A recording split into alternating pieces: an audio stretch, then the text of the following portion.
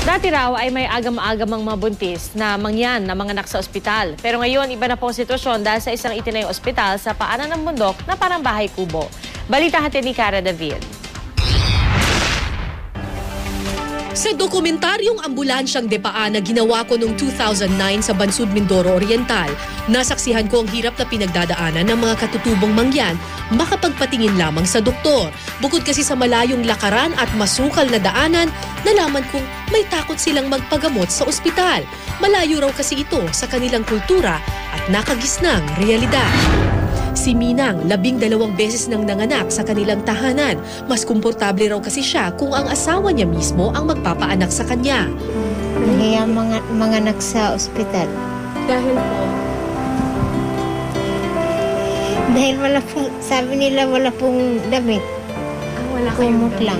Hindi. Pag kami sa bundok, may damit din kami.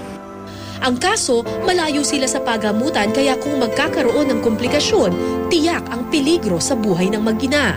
Ang aming minorities talaga pag nagkaroon ng complication bago idating dito sa amin talagang wala na lalo na bleeding, placental retention, sa hirap po ng daan ay talagang po. Gaya na lang ng nangyari sa unang panganganak ni Melissa sa bundok. Mga halamang gamot at hilot lamang daw ang kasama niya noon kaya wala siyang nagawa para iligtas ang sanay panganay na anak. Zoe po yon. Ang una ay paa. Tapos naligti. Yang matagal pong naalis ang ulo.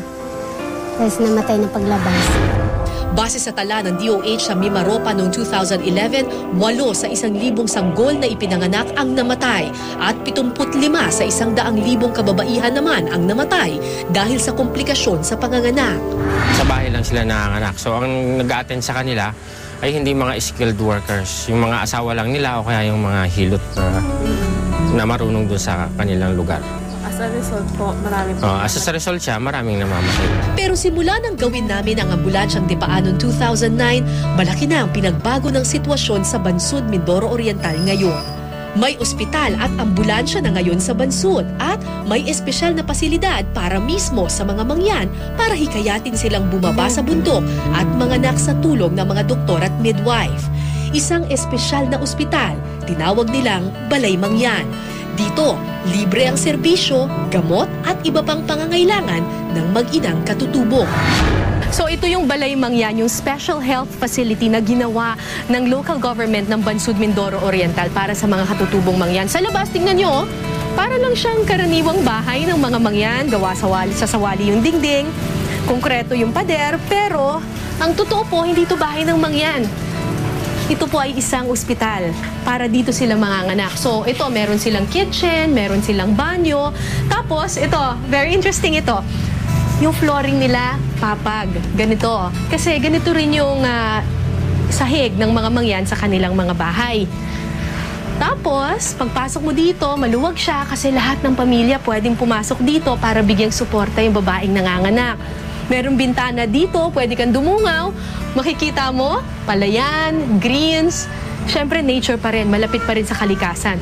Takot ang mga mangyan na manganak sa isang delivery table, yung may kutsyon at saka yung kulay puti na medyo matigas. So, ganito yung sa kanila.